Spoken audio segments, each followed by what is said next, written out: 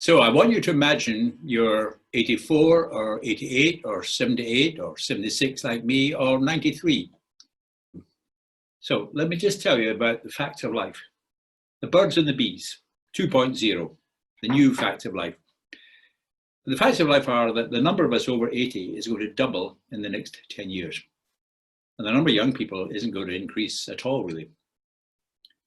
But the good news is that aging is not a cause of major problems until the late 90s. Here's a couple of examples. Now, you need a bit of luck. You need a bit of luck to be born to parents who value education, which is probably more important than wealthy parents. And a bit of luck to avoid the disease that we can't avoid, like Parkinson's. But aging is not a problem until the late 90s. Now, aging does exist. And the effects of aging are firstly to reduce our maximum level of ability, how fast we can run, how strong our muscles are, and also our resilience. And I've been very worried about the effects of lockdown. And we're already seeing the fact that people like us are more affected and recover more slowly from isolation and inactivity. And this is a key issue for us all with the winter that's heading up. But there are three other things happening to us as we live longer. You see, what happens is there are only two phases of life. There's a phase of growth and development, a turning point, and then it's downhill all the way. There's no stable adult phase in life, physically or mentally. Of course, if you stay as fit as Roger Federer or Serena Williams, you can keep going a bit longer. But even Roger Federer and Serena are starting to find their pulse isn't going fast enough. So everybody is affected and everybody starts to decline. Most of us start declining about the age of 22 because that's when we get our first sitting job. So that's what's happening as we live longer. But the good news is that the rate of decline that we all experience is almost always faster than the best possible rate of decline because of loss of fitness as a result of inactivity of the car, the computer, and the desk job. I saw someone digging the road outside my office and he was moving 2 thumbs. I'm not saying we should go back to digging roads, but we live in a different environment. And fitness is also something which affects our maximum level of ability and our ability to respond to challenges.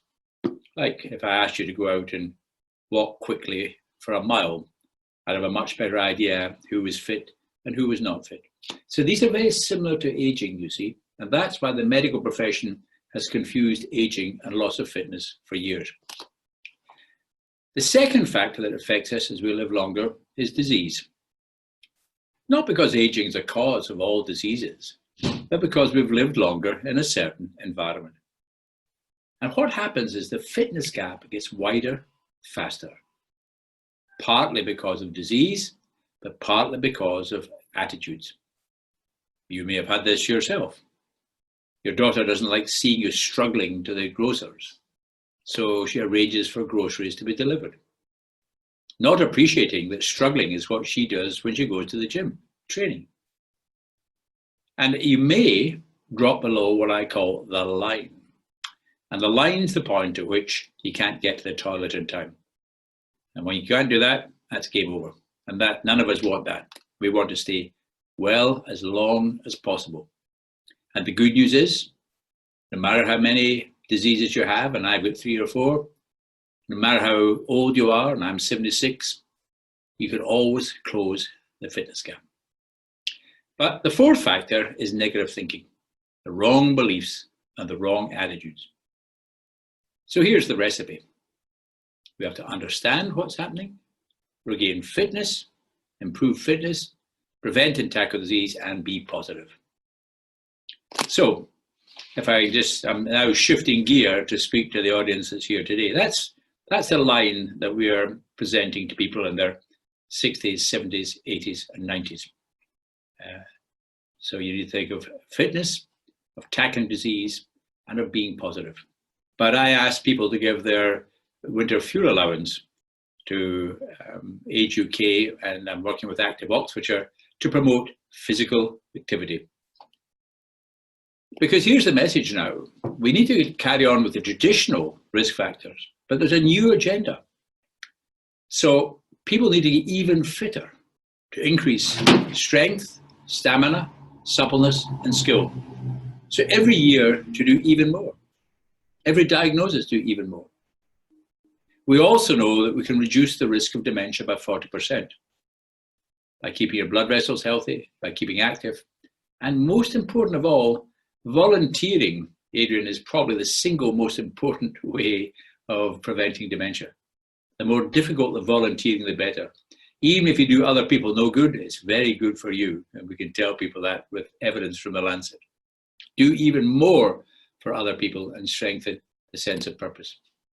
So just to finish, and I'm now thinking a lot about people who are housebound. Obviously, we should try and get them out of their house more often. But I think for people in care homes and for people in their own homes, we need to get them all online. And we need to look at walking and cycling at home. And what you can see in the top picture here is something called the WizDish. It's a treadmill that doesn't move. And it's an Oxford company called Rover, R-O-V-R. And here you're seeing two people walking together around the Great Wall of China with virtual reality. The other thing we want is cycling at home. And we want more people cycling in the roads outside, and I'm working with Cyclox to achieve that. But for a lot of people, they don't want to cycle outside, but they can cycle inside. And again, we're looking at virtual reality, because virtual reality is fantastic. And I can't see all of you, but if I mention the word Fortnite, I would know who's got teenage boys, because you'd all go white immediately. So this is Fortnite. The technology is fantastic. You know, we could go cycling in the Alps together, chatting, but all in our own homes. So to finish, we need everyone to become more active. We need activity to be done in groups for increased emotional well-being. That's people in their own homes or in care homes. We need to get treadmills and bikes into every care home. And the groups need to have a social purpose. For example, raising money for the Bucks, Barks, and Oxfordshire Wildlife Trust, and for the groups to compete with one another. I think it'd be terrific, you know, to have the older people of Whitney competing with the older people of Abingdon, and all of them competing with those bees in Oxford who nobody likes. So that's the plan. And volunteering is fantastically important in its own right. But I'm working with Age UK and Active Oxfordshire and a number of other people, Brookes University, for example, and the University of Oxford, to think of ways we can get people more active physically, cognitively, and emotionally. And it requires us to get everyone online as soon as possible. So thank you very much.